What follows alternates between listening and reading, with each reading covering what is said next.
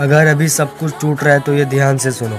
Life जब hit करती है ना, तुम्हें लगता है सब खत्म हो रहा है, तुम्हारे प्लान्स फेल हो रहे हैं, लोग दूर जा रहे हैं, तुम लॉस्ट फील कर रहे हो। बट एक्चुअली सच क्या है? लाइफ इसलिए तोड़ती है तुम्हें क्योंकि लाइफ उन चीज़ों को तोड़ना चाहती है जो तुम्हारे फ्यूचर के लिए सही नहीं है, और एक्चुअली तुम्हें नए माइंडसेट के लिए प्रिपेयर किया जा रहा है। क्योंकि कभी कभी लाइफ इसलिए तोड़ती है क्योंकि तुम अपने आप को रिवील कर सको। बस उस टाइम पे गिव अप मत करो।